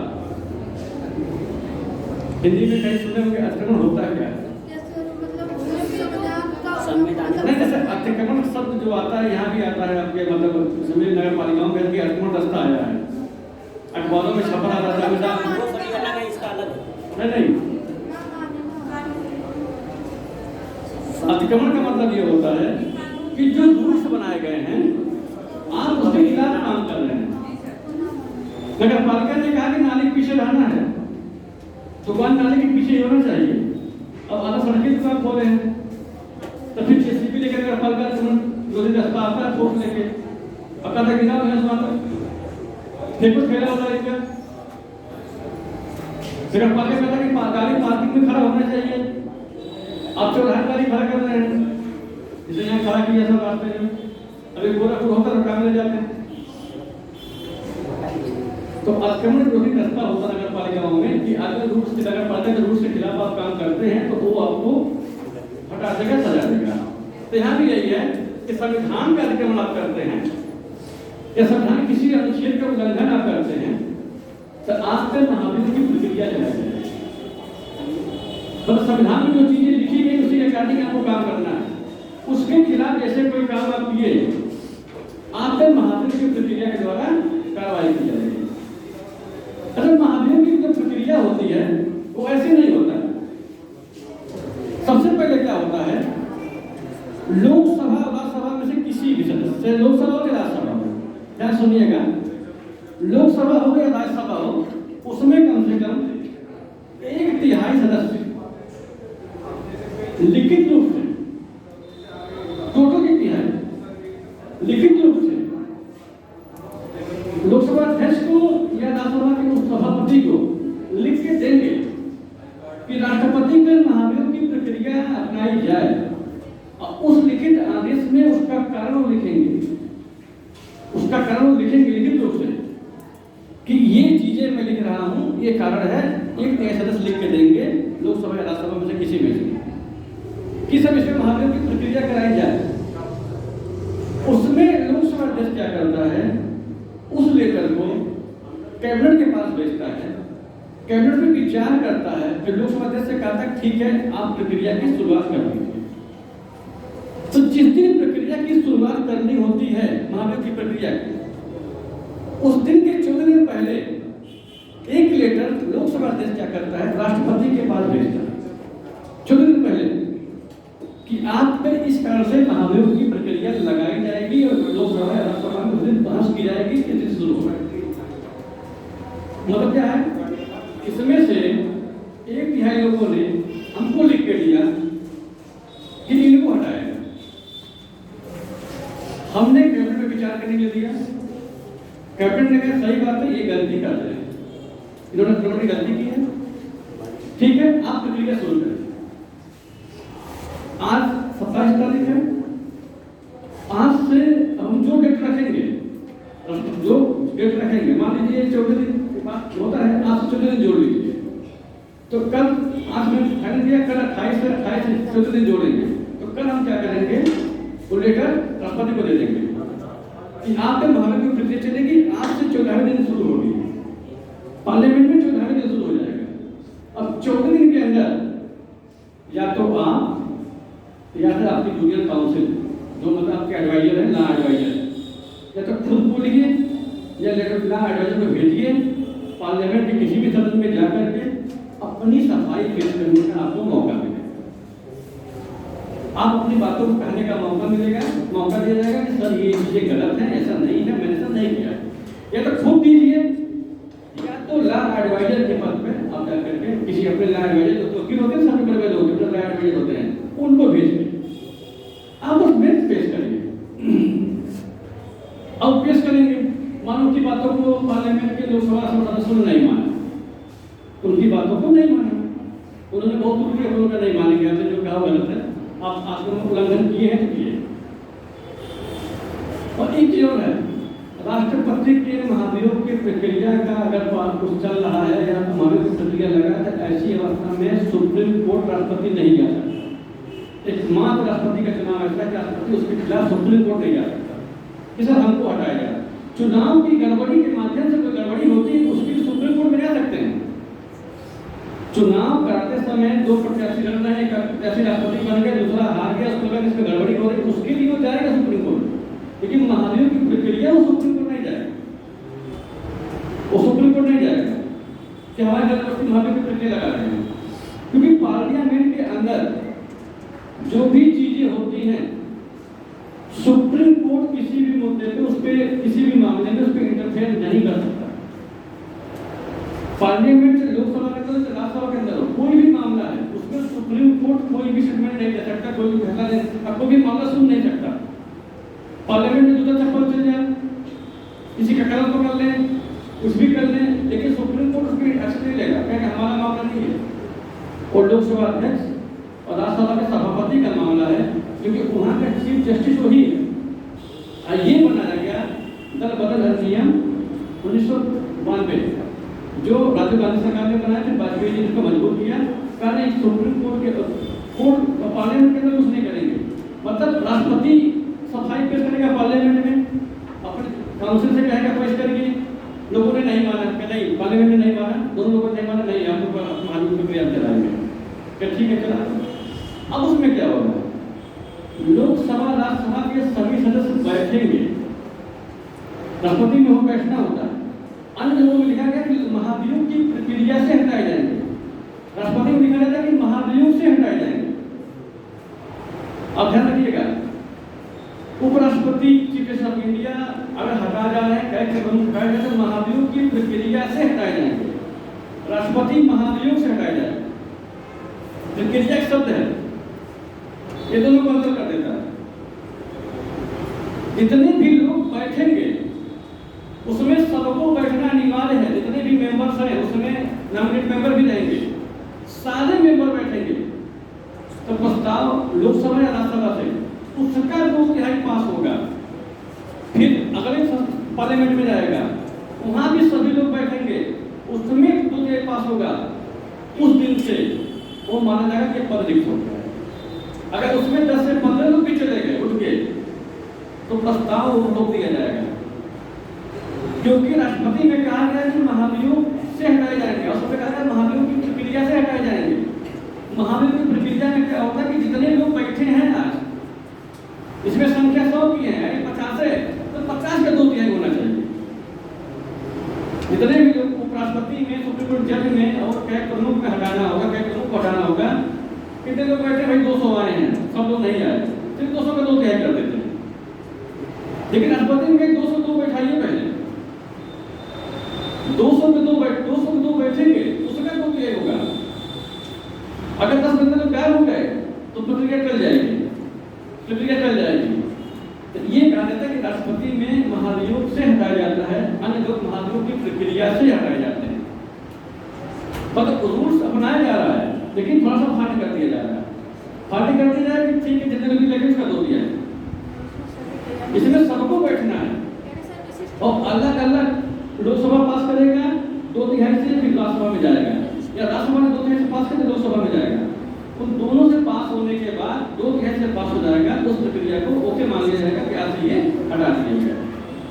ये रूल्स होता है, ध्यान रखिएगा। प्रक्रिया सब राष्ट्रपति के लिए लागू होता है, उपराष्ट्रपति के लिए लागू होगा, court high court supreme court जजों के लिए लागू होगा, कैट के लिए लागू होगा, लेकिन राष्ट्रपति के लिए महाभियोग लागू होगा। तो सब लोग बैठो, क्योंकि राष्ट्रपति को हटा रहे हो। आप राष्ट्रपति को हटा रहे हो तो सभी लोग बैठो, कोई एक भी नहीं गायब होगा, ये शर्त होती है। हाँ, किसी कारण पर सीट खाली है, किसी कारण पर सीट खाली है, मान लो सीट हो गई, कोई मर गया है, सीट नहीं चल रही, तो उसके लिए दूसरी चीज है। लेकिन अगर वो है तो फिर उसको आना पड़ेगा, सब लोग बैठने की दलील होगा तो मान्य नहीं होगा। तो ये चीजें की जाती है। तो महाभियोग ये सिस्टम होता है, ये महाभियोग का सिस्टम होता है। अन्य लोगों में महाभियोग की प्रक्रिया होती है। जैसे उपराष्ट्रपति को हटाना हो तो राज्यसभा के उपस्थित लोगों की 2/3 प्लस लोकसभा की आम सहमत। लोकसभा की आम सहमत मतलब क्या है? आज 30 से लोग बैठे हैं तो 55 से कम नहीं होनी चाहिए। आज मान लो 60 से लोग बैठे हैं, 500 से 60 लोग बैठे हैं, ठीक है, 60 लोग बैठे हैं, 31 लोगों ने बोल दिया, ठीक है, पास हो गया। अब 31 लोगों ने पास कर दिया, लेकिन राष्ट्रपति भी नहीं होगा। तो 14 लोगों को नॉमिनेट किया जाता है राज्यसभा में, वो भी रहना जरूरी है। सबको 12 लोग वो सब बैठे, उसमें सब बैठे, कोई गायब नहीं होगा, उसमें कोई मात्र वोट नहीं देते हैं। और अन्य मामला हटेगा तो हटा करते हो, वोट नहीं देते, उसके हटाने की प्रक्रिया में शामिल होंगे। तो ठीक है, महाभियोग की प्रक्रिया कर लीजिएगा। फिर राष्ट्रपति में महाभियोग लगता है, हम लोग महाभियोग की प्रक्रिया लगती है। अभी एक जज हैं, कोई वर्मा करके हैं, यशवंत वर्मा, उन पर महाभियोग की प्रक्रिया चलने वाली है। महाभियोग की प्रक्रिया चलने वाली है, पार्लियामेंट स्वीकार भी कर लिया है। अच्छा, चलने का कारण ये हो रहा है कि सुप्रीम कोर्ट दबाव बना रहा है कि इस्तीफा दे दीजिए। सुप्रीम कोर्ट कह रहा है कि इस्तीफा दे दीजिए। हम नहीं चाहते हैं कि वी रामास्वामी जज थे, उनके खिलाफ महाभियोग की प्रक्रिया चलने वाली थी, लेकिन किसी कारणवश क्या हुआ कि बैठक ही नहीं हुई, रिपोर्ट तो क्या फिर बैठक नहीं हुई। दूसरे जज ये हैं तो सुप्रीम कोर्ट कह रहा है कि महाभियोग की प्रक्रिया किसी भी यूज नहीं किया गया है, ऐसा तो इस्तीफा इसके पहले दे दीजिए। और वहाँ से इस्तीफा नहीं दे रहे हैं, इस्तीफा नहीं दे रहे तो सुप्रीम कोर्ट ने कहा ऐसा तो महाभियोग की प्रक्रिया शुरू की जाए। भाई आपको इस्तीफा देना है, इसके पर हट जाना चाहिए। अब नहीं मान रहे हैं तो उनके खिलाफ अपनाया जाएगा। सर इसी सत्र में चलने वाला था, इसी सत्र में ज़्यादा बवाल तो बिहार को लेकर था, बिहार को लेकर था, इसी सत्र में बिहार को लेकर मामला था, इसलिए सरकार इस सत्र को चलाने नहीं चाहती थी, इसलिए इसकी महाभियोग की प्रक्रिया रुक गई। अब इसके बाद नया सेशन चलेगा, नया सेशन आएगा, आपका 3 सेशन चलता है। ये ग्रीष्मकालीन है, वर्षाकालीन है, जो इस समय चल रहा है, मानसून सत्र है ये, एक बजट सत्र है। तो 1 नवंबर में भी आएगा, सेकंड सत्र आएगा तो उसी में चलाया जाएगा। अगर सब कुछ सामान्य रहा था, अगर कहीं विपक्ष बवाल मचाया तो वो भी रुक जाएगा। अच्छा सर, जो 2 एंग्लो इंडियन थे वो हट गए, वो तो हटा दिया गया। उसमें ये कहा गया था एंग्लो इंडियन को लेकर के कि अगर एंग्लो इंडियन नहीं है तो राष्ट्रपति 2 को नॉमिनेट करेगा, अगर नहीं है तो अमूमन एंग्लो इंडियन कई ठो जीत के आ जाते हैं। आप गोवा से 2 ठो आ जाते हैं, 1 ठो केरला से आ जाते हैं, नागालैंड से आ जाते हैं। नहीं है तो कहा गया था कि ठीक है 2 लोगों को नॉमिनेट हम करेंगे। ये ब्रिटिश सरकार से नेहरू जी का समझौता था कि जो यहाँ के अंग्रेज रुक गए हैं, इनमें 2 लोगों को पद्धति देंगे। अगर चुनाव नहीं जीतते हैं, कॉन्फिडेंट ने कहा तो चुनाव जीतेंगे, अगर नहीं जीतेंगे हमारे राष्ट्रपति को नॉमिनेट कर देंगे 2 लोगों को। एक समझौता था राष्ट्रपति उनका, ठीक है राष्ट्रपति नॉमिनेट कर देंगे। बाद में ये होगा कि अगर नहीं जीतते हैं तो अब बहुत लोग जीत के आ जाते हैं। आपका गोवा ईसाई है, नागालैंड ईसाई है, आपके कारण केरला ईसाई है, कैसे जीत के आ जाते हैं, कई लोग जीत के आ जाते हैं। और अपना जब जीत के आ जा रहे हैं तो फिर 2 को लाने की क्या फायदा? हटा दिया गया, 2 नियमों को हटा दिया गया। राज्यसभा में करेगा तो राज्यसभा में 12 लोग नॉमिनेट तो लिखा हुआ है, संविधान में लिखा हुआ है, राष्ट्रपति 2 12 लोग नॉमिनेट करेगा, राज्यसभा पढ़ाएंगे तो उसमें मिलेगा। उसमें लिखित है साहित्य, कला, विज्ञान, समाज सेवा से खेल बाद में जोड़ा गया। मनमोहन सिंह गवर्नमेंट ने खेल को जोड़ा और श्रेष्ठ ग्रेड में सचिन को, क्योंकि उनको भेजना था सचिन को 2013 में सचिन को राज्यसभा भेजना था। उनको लगा था कि सचिन को राज्यसभा भेज देंगे तो उसका जो नई यूथ है इंडिया की वो खुश हो जाएगी तो हमको वोट दे देंगे, हमको वोट दे देंगे। इस आधार पर उन्होंने एक संशोधन कराया, इसमें खेल भी शामिल कर दिया। तो पहले व्यक्ति बने सस्पेंड कर दिया गया। तो सचिन राज्यसभा सदस्य बन गए क्योंकि उनको लगता था कि हो सकता है कि नई यूथ है जो हमको शायद जैसे पाकिस्तान सचिन पूरा किए तो का सदस्य बन गए, 30 साल पूरा के सदस्य बन गए। फिर से बहुत विरोध भी हुआ था कि सचिन को नहीं भेजना चाहिए था, इससे ज़्यादा बच्चन को भेज दिया होते। नो डाउट सीनियर व्यक्ति हैं, देश के कला चाहते हैं, लेकिन सचिन को भेजा गया। तो अपना अपना पॉलिटिकल सोच होता है चीज़ों का, चुनाव लड़ने का तरीका होता है तो भेज देते हैं। कुछ लोग होता है चुनाव नहीं जीत पाते हैं तो उनको भेज देते हैं। सब बोले मनोहर जोशी इलाहाबाद से चुनाव हार गए तो साहित्य के रूप में चुन लिए गए राज्यसभा में, ये साहित्यकार हो गए। 2-4 किताब लिख दिए थे साइंस पर, धर्म पर, तो उनको भेज दिया गया लिखा करके। ऐसे कोई किताब तो लिखे नहीं कि वो वर्ल्ड कप मान्य हो, लेकिन भेज दिया गया तो भेज दिए जाते हैं। फिर इसलिए बनाया गया है कि जो इसलिए लोग बोलते हैं चुनाव में नहीं जीत पाते हैं, चुनाव लड़ना भी नहीं चाहते हैं, लेकिन पार्लियामेंट में रहेंगे कुछ अच्छी बातें होंगी, अच्छी सोच देंगे, कुछ अच्छी चीज़ें मिलेगा और इससे अपनी बातों को कहने का उनको मौका मिलेगा। ऐसे बहुत काफ़ी रंजन थे, इसरो के चेयरमैन थे, राज्यसभा में गए थे, अच्छी खासी बात करते थे, साइंस टेक्नोलॉजी को लेकर के बात करते थे, गवर्नमेंट दबाव बनाते थे, बहुत इकोनॉमिक्स पे उस पर जाते थे, तो बना दिए जाते इस तरह से। बीच बीच में रेखा को भेज दिया गया, रेखा भी गई थी राज्यसभा में।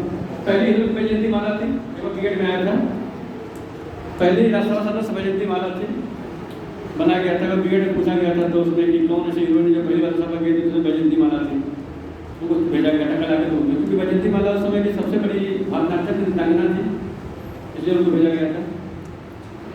तो फिलहाल हमारा विषय नहीं है, तो ठीक है। तो ये हो गया आपका इंग्लिश आप समझ गए कि महाद्वीप से हटाया जाएगा, महाद्वीप से प्रिविलेज नहीं हटाया जाएगा, सब याद रखिएगा, क्योंकि आईएएस में कोई सब घुमा देता है। सभी लोग बैठेंगे, कोई अगर राजी नहीं होगा, एक शर्त है कि सभी लोग बैठेंगे, क्या राजी नहीं हो सकते हैं। 14 दिन पहले सूचना देना है, लेकिन राष्ट्रपति अपने एग्जीक्यूटिव काम को अपने ला एडवाइजर से भेज करके अपनी बातों को रख सकता है, पार्लियामेंट की बातों को माने चाहे न माने उसके ऊपर है। और कम से कम पहले एक के सदस्य लिख के देंगे, कि इन पे महादेव की प्रक्रिया चलाई जाए, लेकिन महादेव की प्रक्रिया चलाने के लिख के देने के उसका कारण बताना पड़ेगा आपको कि कारण क्या है, उसका उल्लंघन दिखाना पड़ेगा कि ये उल्लंघन कर रहे हैं, अभी बीच में हल्ला हुआ था कि इलेक्शन कमीशन के खिलाफ विपक्ष अविश्वास प्रस्ताव महादेव की प्रतिक्रिया के लिए नोटिस जारी देगा। 5 दिन पहले मामला उठा था कि इलेक्शन कमीशन के खिलाफ विपक्ष क्या करेगा, तो उसके बाद इसको एक नोटिस जारी करेगा, इलेक्शन कमीशन को हटाएगा, लेकिन विपक्ष पीछे हट गया। कारण ये है कि आप वो प्रक्रिया तब अपनाई जाएगी जब आप उसको लिख के देंगे, इस तरह ये कारण है उल्लंघन कर रहे हैं।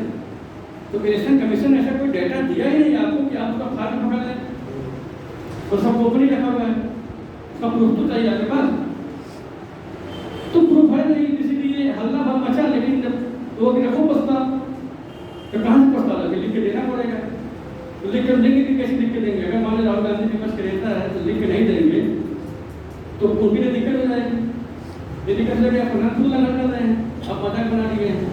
इसलिए इलेक्शन कमीशन के मामले में राहुल गांधी ने कहा कि फिर पूछा गया उनसे, मतलब उनके जो सीनियर वकील हैं अक्षय मनु सिंह भी जो देखते हैं पूरा केस, उन्होंने कहा ठीक है इसमें विचार करेंगे, विचार करने का हमारा कोई इरादा नहीं है, लेकिन फिलहाल महादेव की प्रक्रिया के लिए आदेश करेंगे, लेकिन अभी नहीं करेंगे, क्योंकि वो जानते हैं कि संविधान के अधिकरण को लिख देना पड़ेगा, और संविधान के अधिकरण का जो उल्लंघन है अभी लिखित रूप से कहीं दिख नहीं रहा है। मतलब इलेक्शन कमीशन में कोई ऐसा चीज हमारे हाथ में आया नहीं सबूत पक्का, अगर पक्का सबूत आया तो मैं कुछ करूँ, और पक्का सबूत ढूंढ रहे हैं तब तक सब डिलीट कर रहे हैं, सब डिलीट कर दे रहे हैं। तो ये होता महादेव की प्रक्रिया। चलिए इसमें देखिएगा,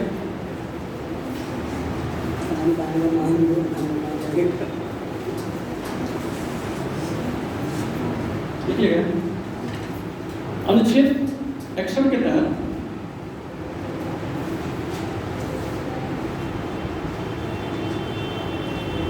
राष्ट्रपति पर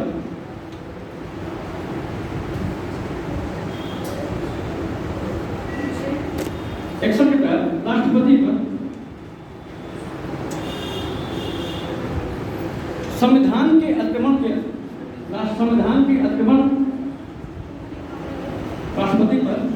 संविधान के अतिक्रमण के आलोक में, संविधान के अतिक्रमण के आलोक में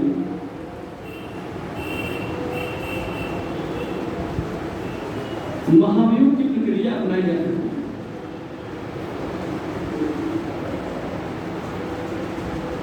महाभियोग की प्रक्रिया अपनाई जा सकती है। सॉरी, प्रक्रिया का महाभियोग अपनाई जा सकती है। सॉरी, महाभियोग अपनाई जा सकती है। यह एक अर्ध न्यायिक, यह एक अर्ध न्यायिक प्रक्रिया है। अर्ध न्यायिक प्रक्रिया है। ठीक है, ध्यान रखिएगा। ये आईएएस में आया था, महाभियोग राष्ट्रपति का जो होता है वो अर्ध न्यायिक प्रक्रिया होता है, पूर्ण न्याय नहीं होता, अर्ध न्याय होता है। क्वासी जुडिशियल बोलते हैं उसको, नहीं क्वासी जुडिशियल उसको बोलते हैं, अच्छी नहीं होता है। अर्ध न्याय का मतलब होता है कि जज नहीं बैठते उसमें, जज उसमें नहीं बैठते, जुडिशरी उसमें नहीं शामिल होती, फिर भी जो फैसले लिए जाते हैं, वो फैसले एक न्यायिक प्रक्रिया के रूप में ही मान्य होता है। मतलब किसी को हटाने को, किसी को गठित करने का अधिकार कोर्ट को दिया गया है, लेकिन इसमें राष्ट्रपति को हटाने का अधिकार पार्लियामेंट को दिया गया है। जब कोर्ट से हट के किसी को सजा दी जाती है, उसे क्वासी जुडिशियल बोलते हैं, अर्ध न्यायिक बोलते हैं, क्वासी जुडिशियल बोलते हैं, अर्ध न्यायिक बोलते हैं।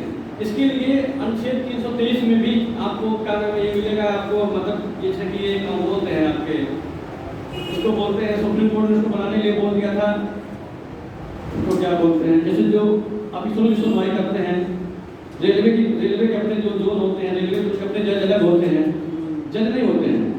इसे माने जिसको विभागीय जांच, नहीं विभागीय जांच तो अलग होता है, उसको अनुच्छेद 323 में दिया गया, उसको बोलते हैं।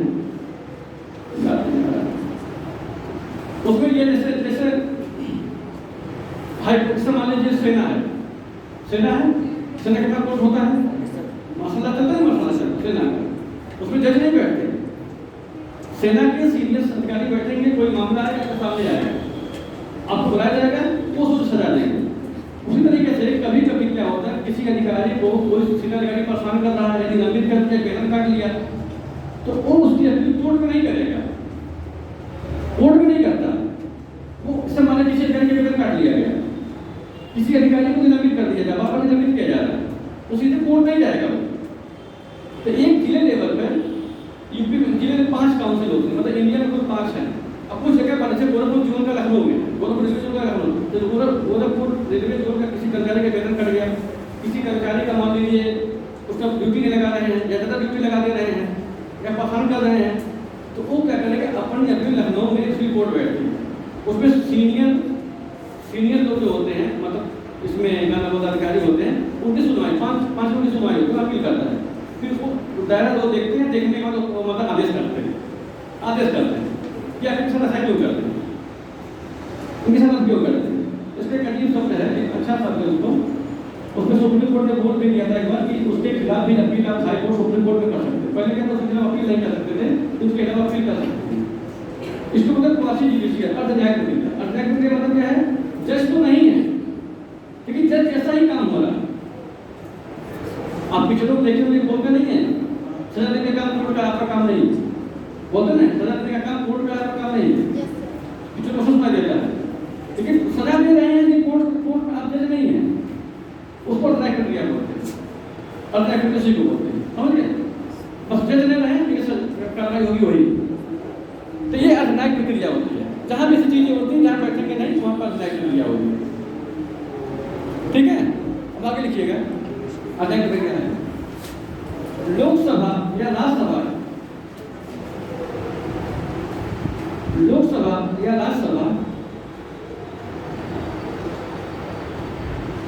से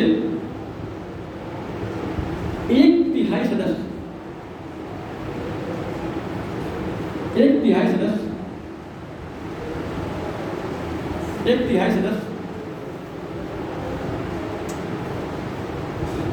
लिखित रूप से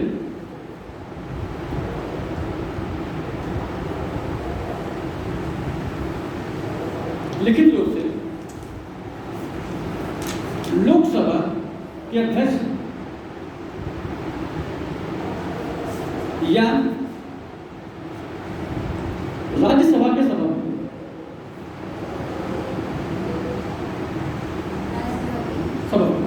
उसमें अंतर देखिए, अगर लोकसभा के लोग दे रहे हैं तो किसको देंगे? उसको अध्यक्ष को देंगे।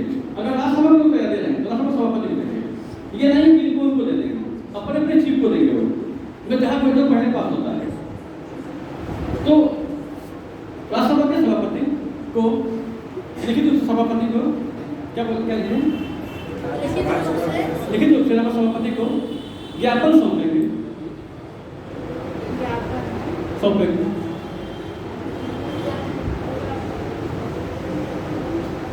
अगर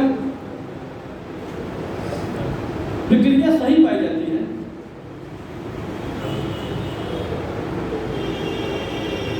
तो प्रक्रिया शुरू करने के 14 दिन पहले पूर्व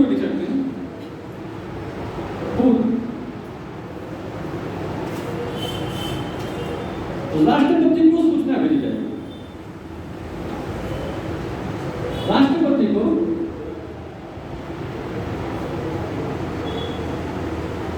सूचना भेजा जाएगा। ऐसी अवस्था में राष्ट्रपति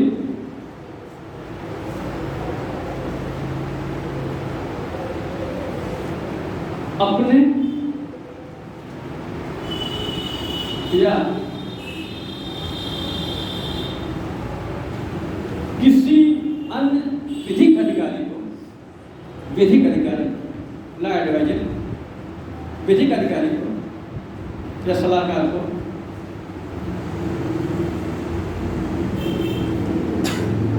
सदन के किसी भी सदन में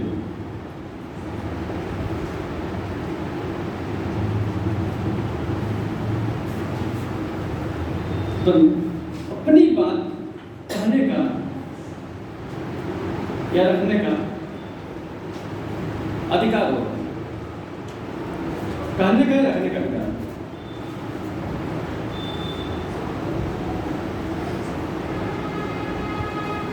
लेकिन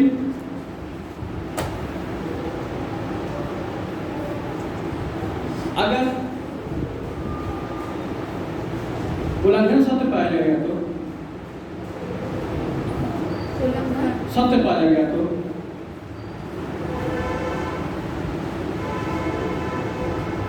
लोकसभा के समस्त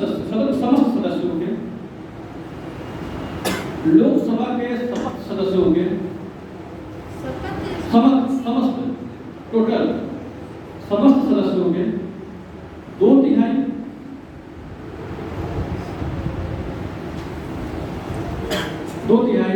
तथा राज्यसभा के समस्त सदस्यों के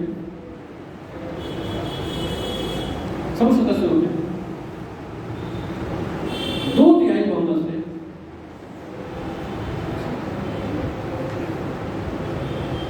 बहुमत से पास होने पर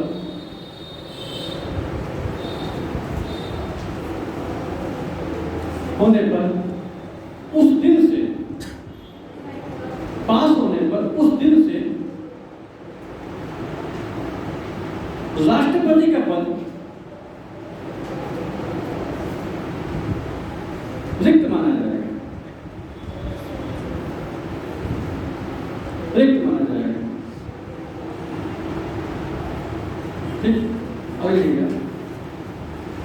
राष्ट्रपति का पद रिक्त होने की दशा में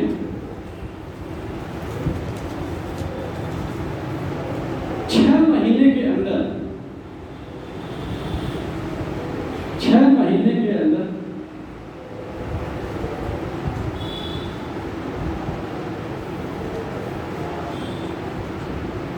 राष्ट्रपति के चुनाव की प्रक्रिया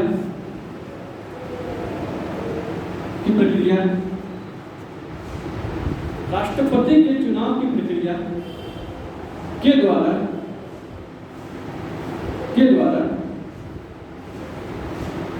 नए राष्ट्रपति का चुनाव कर लिया जाए।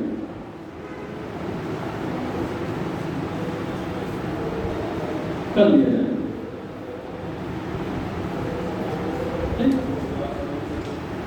समझे क्या होता महाभियोग? बस एक ही तकनीकी समझ प्रक्रिया हटा दीजिएगा, बस ध्यान रखिएगा। जो प्रक्रिया नहीं हो सब प्रक्रिया हटाना है और सभी लोग नहीं बैठे हैं, समस्त सदस्य नहीं बोला गया वहां पर, उपस्थितता मत देने वाले और जितने बैठ गए अन्य प्रक्रिया के जितने बैठ गए आए तो ठीक है पास कर। फिर हमारे देश में इस तरह का कोई प्रक्रिया अभी तक अपनाई नहीं गई है जिससे किताबों में सीमित है, अभी तक इसका प्रयोग किया नहीं गया। हमें लगता है कि जैसे वर्मा पर प्रयोग किया जा सकता है तो होना ही होना है, क्योंकि वो मान नहीं रहे इस्तीफा देने से, तो उनको लागू करना पड़ेगा। तो देश में एक होगा कि पहली बार यह प्रक्रिया अपनाई जा रही है। जैसे हमारे देश में किसी महिला को आज तक फांसी नहीं हुई आज़ादी के बाद। आज़ादी के बाद किसी महिला को फांसी नहीं हुई, कितने भी जगह प्राप्त कर लें। तो कुछ केसेस चल जाते हैं समाधान वाले राष्ट्रपति के, तो राष्ट्रपति क्या करता है, अपहरण कर देता है। राष्ट्रपति की 5 शक्तियां समाधान की, एक अपहरण होता है। तो महिला के मामले में मतलब अपहरण का मतलब क्या होता है, सजा को छोटा कर देना है। मतलब अगर आपको फांसी की सजा हुआ है तो उसको आजीवन कारावास बोला जाएगा, उसको मतलब उपकरण आजीवन कारावास है, सजा मान लीजिए 50 साल 30 साल कर देगा। तो राष्ट्रपति कहता है ठीक है, किसी आज़ादी पर किसी महिला की फांसी नहीं हुई है, तो ये परंपरा देखिए 2 चीजें होती हैं, एक चीज एक चलता है जीवन कानून से, एक चलता जीवन परंपरा से। तो कुछ चीजें परंपरा से चलती हैं, तो राष्ट्रपति नाम के समाधान के बाद से अपहरण कर देते हैं, कहते ठीक है इसको आजीवन कारावास कर देते, जेल में डाल देते, फांसी मत दो। ये चीजें अपनाई जाती है। जब पूरा हो गया राष्ट्रपति के चुनाव संबंधी पद संबंधी प्रक्रियाएं बनाई होगी। अब आता है राष्ट्रपति के शक्तियां। कितना हो गया? ठीक है, राष्ट्रपति की शक्तियां कल बता देंगे, मतलब राष्ट्रपति की शक्तियों के बारे में। क्या शक्तियां जो राष्ट्रपति की कल 7 शक्तियां हैं, 7 शक्तियां राष्ट्रपति की हैं, और 1-2 शक्तियों को छोड़ दिया जाए तो कोई भी शक्ति वो खुद नहीं लेता है। तो शक्तियां लिखा गया है, शक्तियां लिखा गया है। जब शादी के कार्ड में बुजुर्ग का नाम लिखा जाता है ब्रीफ से, पहला नाम नहीं का होता है। तो शादी का कार्ड छपता है तो मेन नाम बुजुर्ग का होता है, का उसका कुछ नहीं होता है। तो इससे हमारे यहाँ राष्ट्रपति हैं, शक्तियां लिख दी गई, शक्ति कोई काम धाम नहीं है उनका। एग्जीक्यूटिव शक्तियां हैं, लेजिस्लेटिव शक्तियां हैं, जुडिशरी शक्तियां हैं। सबसे कठिन इसको समझना जुडिशरी शक्तियां, जुडिशरी शक्तियां। ऐसे जुडिशरी से 5 शक्तियां हैं, उसी का जो प्रयोग होता है उसी में करता है। कल उसको बता देंगे शक्तियां उसके क्या क्या हैं। 7 शक्तियां हैं और 7 शक्तियां खत्म हो जाए। और ये जो नॉर्मल चीजें हैं, पदावधि को लेकर चीजों को लेकर के सब अमूमन बहुत ज्यादा स्टैंडर्ड महाभियोग की प्रक्रिया को छोड़ दिया जाए तो कोई प्रक्रिया इसमें आता नहीं है। सब पीछे में छोटे छोटे आता है और सिर्फ महाभियोग सिस्टम जो होता है हाई लेवल में आता है, और महाभियोग लिखने के लिए भी आता है, 120 लिखने के लिए भी आता है। राष्ट्रपति के महाभियोग का सिस्टम लिखने के लिए भी आता है 120 शब्दों में, जब उसको लिखिए। इसके लिए मतलब कार्यकाल 5 साल का है, वेतन भत्ता सभी दिया जाता है, तो नॉर्मल चीजें नॉर्मल किताबों में मिल जाता है, हर एक किताबों में जाता है। बस महाभियोग क्या है इसका, वो टर्म होता है, वो टर्म होता है। ठीक है, तो कितना टर्म हुआ?